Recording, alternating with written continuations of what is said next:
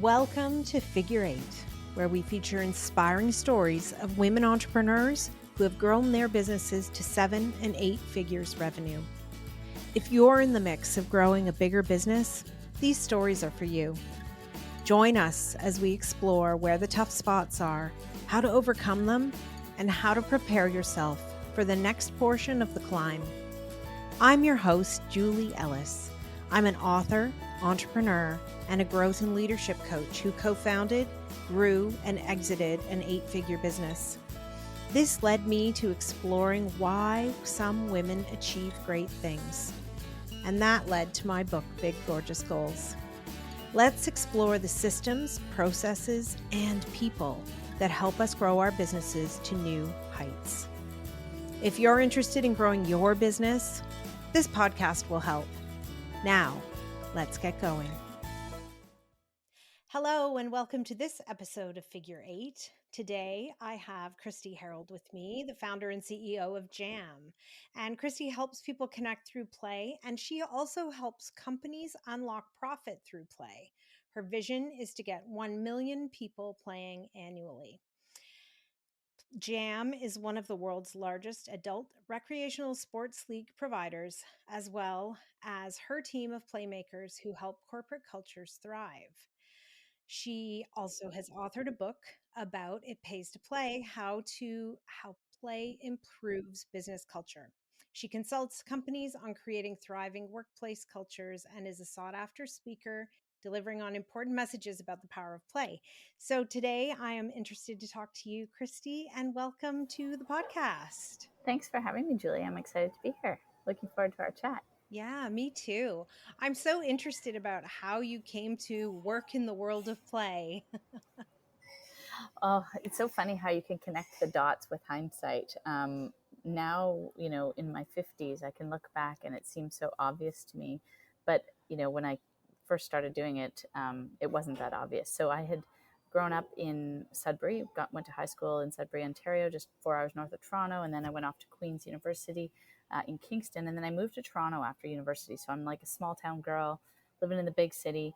And I was looking to meet people, and I thought, I was a pretty good athlete. I had grown up as a competitive ski racer, and I thought maybe I could join a soccer league or something to meet people. And when I started looking into soccer leagues, they were all competitive women's leagues, much more, intense than something I would want to do or could handle. And then I'd heard about these adult recreational sports leagues, these sport and social clubs in Chicago, and I'd heard about one in San Francisco. And I thought, hey, maybe this is something I could try and start in Toronto, because I'd always been an entrepreneur. I'd always done little businesses all through high school, through university. I ran a couple of businesses while I was in university. So I knew I wanted to be my own boss and run my own business as my dad had done. And so I decided to start what was initially called the Toronto Sport and Social Club. It's now Jam Sports. And yeah, it was adult rec sports. Started off with basketball, soccer, beach volleyball, ultimate frisbee, and flag football, and had 52 teams that very first season in July, or I guess it was May of 1996. And now, today we'll have over 15,000 teams play in a huge variety of leagues in 25 different cities in Canada and the US. 29 years later, we're coming up to the 29th anniversary soon. So that's kind of why I started it. But when I say connecting the dots seems obvious, in hindsight, I've really realized I am very passionate about building community and connecting people, whether it's, I'm the one who starts the book clubs with my friends. I started a social group in high school, the social committee, and I would run scavenger hunts and little murder mysteries and stuff to raise money for charities in high school. I started a community musical theater group that's now turned into 3 musical theater groups in the mid 2000s, and produce musical theater, like connecting people through playing on stage. And I, happen to live in Costa Rica now, and I happen to be the tournament director for the tennis club, running the tournaments here. Like, I just love it's. I just seem to naturally like to organize people to connect through play. So it is kind of funny. It seems obvious to me that that's just what I love to do. So it's what I've made my work, my career work on doing. Yeah. And it's so interesting, I think, to have had so long in your business? Because we talked about there being sort of the three kind of distinct eras of how you've worked in the business from the time that you started it.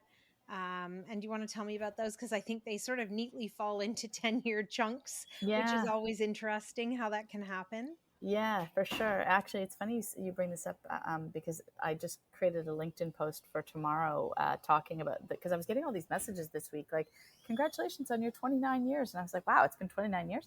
And so I was speaking, I just created a post about this. But so the first 10 years was I started the business in 96. And between 96 and 2006, I was very focused on creating a lifestyle business. I really wanted to be around for family meals and to be able to go to I also had 3 children during that time. And I wanted to be there to take kids to school events and go on field trips with them. And I wanted to be involved in their lives. And so I didn't want to be traveling. So I was very focused on this lifestyle business, built a great team, had about probably 10 people back then, maybe not even, maybe 8 or 10 people in that period of time. And we grew the business organically, and it was lovely. By 2006, I was like, okay, my kids are a bit older. They're out of diapers. I want to be able to do things with them. So I stepped back and let the team really run the day-to-day operations, and it continued with slow, steady growth. And I started. That's when I started the community musical theater group, raising money for charity, and I was producing musical theater for fun, and really around a lot for my kids. Played a lot of tennis, took a lot of time off. That was sort of 2006 to 2016, and by 2016, I was very bored, needed a big change, thought about selling the business at that time, and then I decided to really think about what's the legacy I want to leave and what brings me the most joy. And it was at that time that I got the awareness, well, what actually brings me the most joy is seeing people playing because of the work I do. When I see people playing softball or soccer or beach volleyball, it actually fills me with so much joy. Like to this day, my husband will tell you, I'll be like, pull over. We're driving by Lamport Stadium. I want to stop and see the people playing. And I get out of my car and I go and talk to them and I ask them, what do they love? And it just makes me really happy. So at that time in 2016, I was like, why would I sell this? Why don't I instead grow this? And I think we had probably about 50, 60,000 people playing annually at that time. And I wrote down the number 1 million people playing. That would be a legacy I would love to leave. And I didn't know how I was going to do it at that point in time. But I realized after sort of thinking more deeply about it, I was going to have to do it through mergers and acquisitions versus organic or franchising. And I didn't know what that meant. I took commerce at Queen's, but didn't pay a lot of attention in the finance classes. And so spent a good year meeting with people to learn, what does it mean to do an acquisition? How do I do that? What's the strategy of a roll up? Like, how does this all work? And so then in 2017, did our first acquisition. And between 2017 and the start of 2020, had done 9 acquisitions of other sports leagues in different cities and had really started to scale when the pandemic hit. That felt like a bit of a frying pan to the face moment. Completely shut us down. The mandates in Canada were really, really harsh, as you'll probably remember. And we lost 18 months of revenue at that time. And then we started to survive, decided to do corporate team building events. We started running virtual team building events for companies. And we did over $1 million in revenue in that first year running corporate team building for companies all around the world. So it definitely helped us cover some costs and survive the pandemic. And then now, the pandemic is behind us finally. It was a good 3 to 4 years that it really hit us hard. We've done 3 more acquisitions of sports leagues. We now have the corporate business is virtual as well as in-person events, and we do those all across North America. And I wrote the book, It Pays to Play, How Play Improves Business Culture, because of the learning I got from the pandemic and the corporate business that we had built. And we rebranded the whole organization to be called Jam. So we have Jam Sports and Jam Corporate, and it's all about our mission is connecting people through play. And like you said, hopefully we'll get 1 million people playing every year at some point. It'll take us a while, but we're getting closer and closer, one day at a time. Yeah. Well, I do feel like that is the real definition. I think when people say, Julie wrote big, gorgeous goals about people who set big goals and want to leave big legacies, what is a big, gorgeous goal like? And I think 1 million people playing is one of those goals? Like, you didn't know how you were going to do it. You didn't know how you would get there. Did you have the knowledge, the people, the money, all of those different things, but you knew that that was where you wanted to get to. Yeah, And then that informs, all the way down to like the little steps that you start taking every single day. exactly. And it just feels like such a good legacy, because I know that for every one person that plays in our leagues, we're changing their lives in a positive way. When they go out and play a soccer game or a beach volleyball game, and they meet a new friend, or they feel better physically because they got that exercise, or they're socializing with their roommates from university who they don't get to see every day anymore. They get to see them only once a week at their games, or they're getting to know a coworker better. They go home a happier boyfriend or girlfriend, or a happier spouse. They go to work the next day a happier employee. So it's not just, it's impacting each individual's lives positively, and it's creating this very positive ripple effect. And so I thought, I know we've touched over probably close to 3 million lives since inception, but I want to be touching, getting 1 million people playing every single year would just be, that would be really cool. It just definitely feels like a big, gorgeous goal for sure. Definitely. Oh, and I can't wait to see you chasing it. Now that we have been introduced and I know more about your business, because I think it's so interesting that you have grown so much by acquisition. I think people often do an acquisition here or there, or they, in fact, are able to sell their own business like I did. But, the tune of sort of a dozen acquisitions that you've completed, let alone any that you may have decided weren't quite the right fit. I mean, Mm-hmm. that's a big undertaking. Mm-hmm. It does. It is. That's kind of been my full time focus for the last number of years. I'm not really as involved in the day to day operations. That tends to be where I focus. But you're right. It is. It's a lot, and every time we do a deal, then it's a lot for our team to integrate.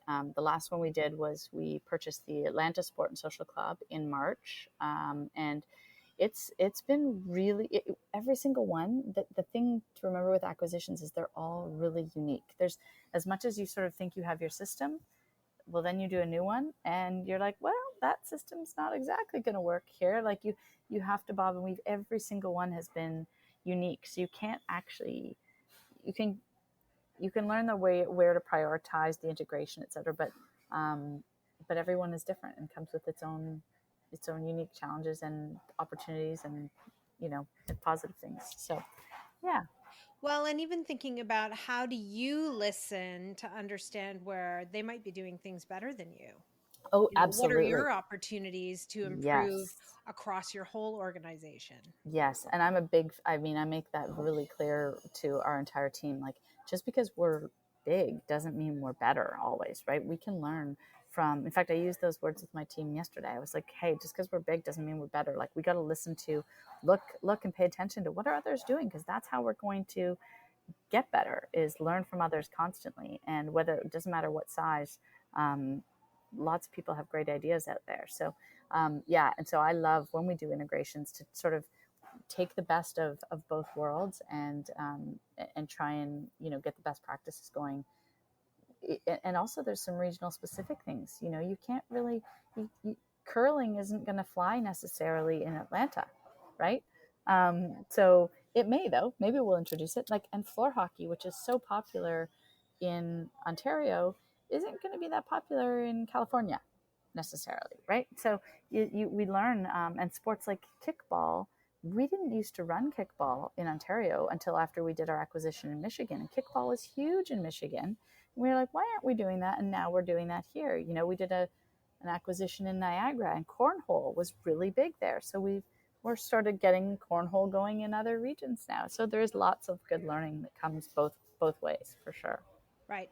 And then you're expanding the business not only from, bolting on these acquisitions, but also expanding offerings within each geography that you have already. Exactly. Yeah, exactly. And we also, I realized when you were sharing my bio that we say that we were one of North America's largest adult recreational sports leagues. Well, a recent acquisition we did in Niagara about a year and a half ago included youth leagues, and we actually just opened our very first youth leagues in Kitchener-Waterloo, because we run adult leagues in Kitchener-Waterloo. So we're taking our youth learning from Niagara that we acquired, and we're putting that into place. So you're totally right. Like that's exactly it. And some of it will work well and some of it won't, but we're learning as we go. And, it's stuff that we maybe wouldn't have tried had we not done these acquisitions. So it's been really a lot of great learning with the growth that we're getting.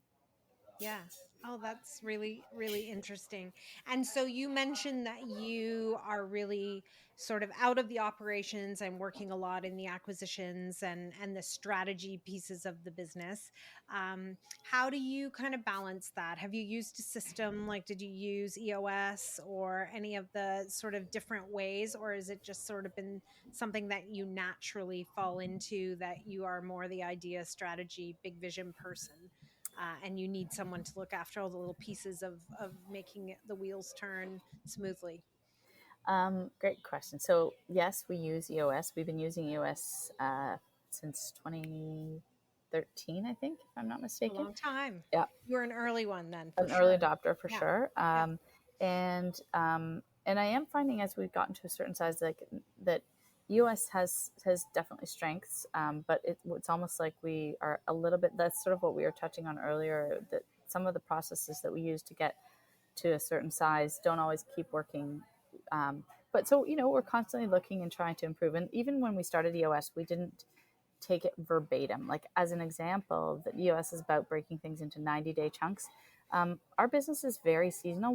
We sort of say we have 3 seasons a year, not 4. We call the winter is 4 months, and then spring and summer is 4 months, and then our fall is 4 months, and those are 3 distinct seasons for us. And so we broke our EOS rocks into these 120-day chunks. That just worked better for us, So we're sort of always trying to take what works and leave the rest.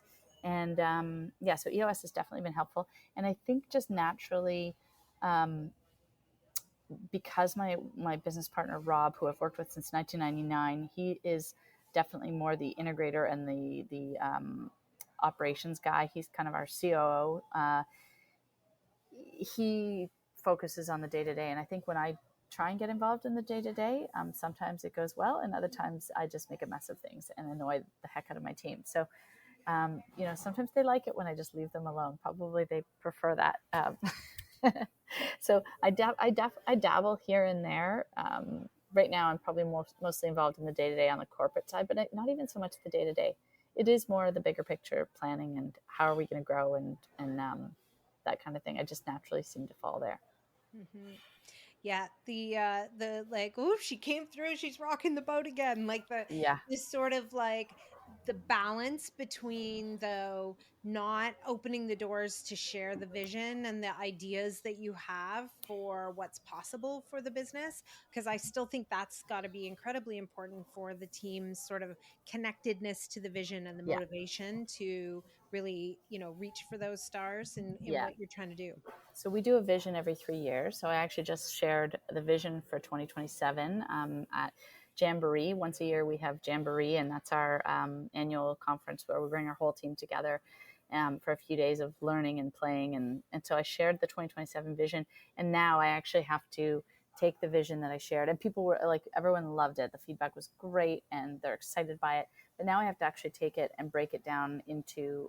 I always put it on a mouse pad, like the high level onto a mouse pad, so it's always top front and center for everyone. So the mouse pad is in the works right now, and then really break it down into these 120-day chunks to sort of go, how are we going to achieve this vision? And it's amazing how well it works. Like I remember from my 2019 vision, part of the 2019 vision was that we were going to launch our own charitable foundation, and it was the last rock session where we were choosing our rocks, and I was looking at all the things that we had accomplished, which was amazing in the last 3 years. But one thing was still this charitable foundation hadn't gotten started yet. And so it was that quarter, because we had it really broken down. We sort of break it into our own like checklist spreadsheet almost. We got Keep Playing Kids launched in December of 2019. It actually had to get parked because of the pandemic, but it relaunched again. We actually got kids playing this past year, which is amazing and so exciting. So 1% of our revenues is getting underserved children the opportunity to play sports for free.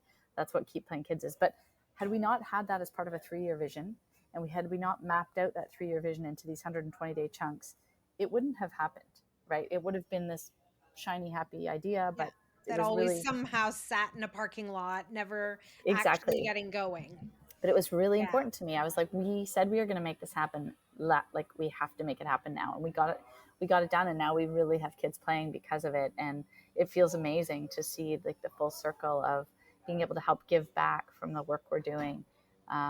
Is awesome. So powerful stuff. Having those goals and visions laid out and shared with the team for sure.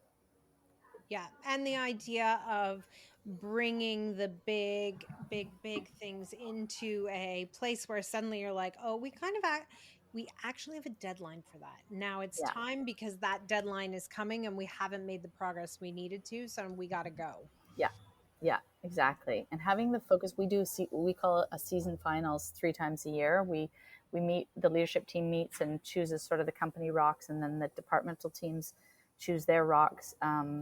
Their big projects that they're going to work on, and then at the end of the season, we reflect on how did it go? Which ones did we get all done, and what are the ones we've chosen for the next 120 days? And it's really powerful to continue sort of seeing the growth and traction that's happening, and gives the team real buy-in to see cross departmentally what everyone's working on as well. Now, I'm imagining that at a play company, you have a focus on culture and what the work environment is like. Tell me what that journey's been like for you. It's sort of funny. Like, I guess I just like to have fun. I like to laugh. Nothing makes me happier than a good laugh. I mean, right? So, and I feel like if I'm going to spend all my time working with people, I want to be able to work with people I can laugh with. And so I think right out of the start, back in the 90s, I just had a sense of wanting to work with smart people and hardworking people, but people that also like to have fun. And so our culture has always had that ingrained within it, but we really have a lot of great initiatives. Some have been around for decades. Like the we celebrate. We know how to celebrate. We believe in celebrating, and it doesn't have to cost a lot. Like a lot of these initiatives don't have to cost a lot. We celebrate shout outs. Like with a shout out channel, every day you'll see 2, 3, 5 shout outs going off where someone's giving someone a shout out for something, usually centered around a core value. And it's just a public shout out in a channel so you can see other great work being done by your team.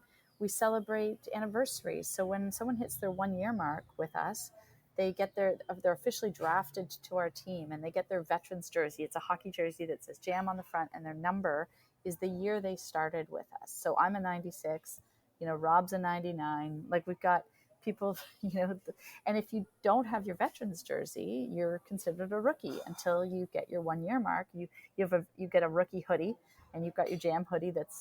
So when we take team photos, anyone in a hoodie is a rookie, and anyone in the hockey jersey is a veteran. Little things like that. We celebrate. We start every meeting we do. If you've got 4 people or more in a meeting, we call it, you press play to start. And so whoever's leading the meeting takes 3 minutes to have a playful connection. You might play a little game. You might tell a riddle. You might share a joke, ask a funny question of everybody. It's just a playful interaction that gets everyone sort of feeling friendly and getting to know each other as friends. And then you land and you're like, okay, let's go. Let's get to work. And you've had a laugh. And so it's just those kinds of things are woven into our culture naturally, like because we believe in it so much. But then we have things like book club that every 2 months I lead book club, and it's an optional thing for people. If you're coming to book club and you have read the book, we pay for the book. And we have a great discussion, whoever shows up. Usually we get 20 to 30 people come to book club, and it's totally optional, done over a lunch hour. And we have great discussions. They're all nonfiction that we read. They're either a business book or a self-help book or a biography. And we learn a lot from it, from doing that. But it's done playfully. So, and we have a house system like Harry Potter. So within Jam, we have 4 houses, and the houses are the names of the streets that the first 4 offices were on. So there's Cottingham, Huron Avenue, and Bridgeland. And the houses, within the houses, we have challenges, social challenges, sports challenges, community give back challenges, and you earn points for your team. So just by showing up to book club, you'd earn points for your house. And then we have, a big cup at the end of the year at Jamboree, um, and we have team challenges all the time. So it's just a fun way to sort of playfully get people getting to know each other cross departmentally and fostering friendship within our organization. And there's just no end. I could go on for days about all the different things we do. We, believe it or not, we actually do get work done. Like, these are all just little things that are happening on the side, but they keep the culture really fun. And then our team's more engaged. I believe more productive because of that. They're happier working here, so retention is really good. The recruiting is easy because when someone loves working at Jam, they're going to tell their friends when job postings come up. It makes recruiting new people a lot easier, a lot less expensive. So these investments in play. Oh, and then of course we also have like corporate sports teams, right? Like, that's obviously duh. We we have, we'll have a softball team and a soccer team and a beach volleyball team and a floor hockey team. Like, we have all the company teams, and people choose to sign up with their colleagues, and it's all paid for by us. And so there's just loads of ways to stay connected and have a great, healthy, fun culture. Yeah. Yeah. And it doesn't, like, I think your point about, like, it doesn't cost a lot or take a lot of time, but the sort of vibe that it creates and the desire for people to then work hard to, work hard so they have that time for play and they have those things around them, becomes woven into just the fabric of the company. And I believe that also, because when you foster friendships this way, if you're not friends with the people you work with, you might finish your work and be like, I'm done checking out for the day. I'm out of here. If you are friends with people you work with, and it's a really busy time of year, which right now, like, it's really busy for our team. All the winter season sports leagues are starting up. I know they're slammed right now, but I also know that my team, will be constantly checking in with each other. Does anyone need help? I'm about to wrap up for the day. Is there anything I can do? Hey, Tony, you look stressed. Hey, Taylor, do you need help with that? Because they've become friends with each other. They're not going to leave each other out to dry. That's just not the culture. And that could easily be the culture if we didn't really foster this building of friendships and community within our own team. Yeah, because then it becomes about they're winning and they're winning together. Together as a team towards a shared goal, right? Yeah, it's very much teamwork. We're very team centric, not family. At Jam, we're big on that for sure. Oh, that's so interesting.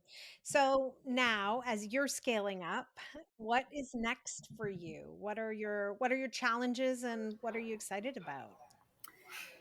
The I'm excited about lots. The most recent acquisition was our biggest by far, the Atlanta acquisition, and it's taken a fair amount of energy from my team um, to really get it integrated. We're not even at the 1 year mark with it yet. So once you sort of get a full year under your belt, that will give everyone a little bit of, okay, we did it, here we go, now everyone's got the systems. And because that takes time. So I'm actually not even, I've got a couple other acquisitions that I'm loosely, in contact and discussing, but not actively pursuing at the moment, because I want to make sure my team's okay. We've got some great, exciting facility projects going on. Nothing I can talk about right now, but very exciting opportunities to sort of lock in for long term in some different areas, which will really allow us to build some and grow. We have our corporate side. We're really getting a little more focused on, as after the pandemic, when we started to we did these 3 pretty good size acquisitions post pandemic, took the focus off of corporate, and corporate needs a little bit of focus and strategy.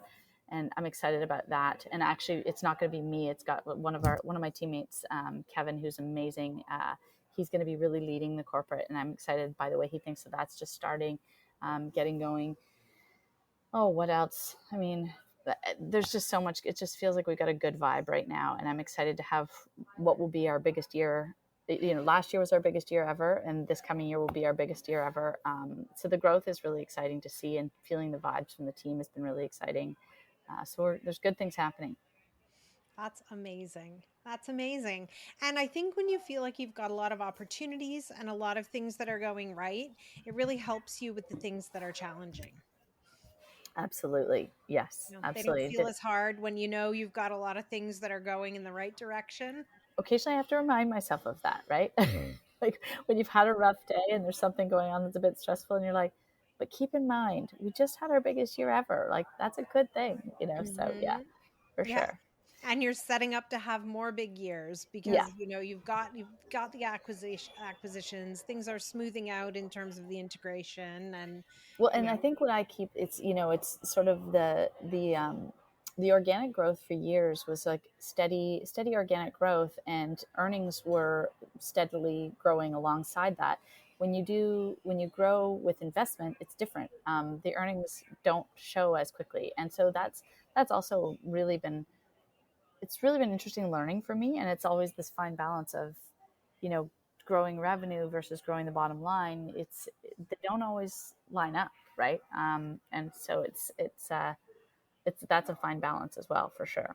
uh-huh, and staying kind of, I think, curious and open to other metrics that are going to tell you if things are going in the right direction, Hmm. while the financials are a little bit Lumpy. more wavy or bumpy, Yeah, as opposed to that nice straight kind of upward trajectory that, you know, might make us sleep better at night, but isn't necessarily going to get our business where we want it.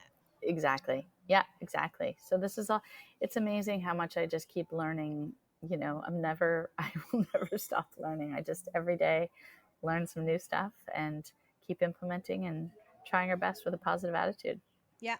Well, and I mean, who would have imagined in 1996 when you kind of turned the lights on and opened your computer and started that you would be here still loving it so much, having done so many different things, weathered a pandemic, like all of the ups and all of the downs. Yeah, I never, if you had asked me in 1996, like I would never have thought this was never the vision from 1996, right? I just wanted a lifestyle business. I thought it would just be me, you know, connecting people for a few years through play. Like, but then it just, people loved what we were doing and it just kept going. And then it was getting big. Yeah. So, um, you're totally right. It is pretty neat to look back to see where we've come from and to just see the number of lives we've touched in such a positive way, both of our players and my staff. That's the other really cool thing. Like a lot of my teammates from over the years, you don't keep, not everyone has been retained, obviously, you know, um, but a, I would say the vast majority who have come and gone still have strong friendships with each other.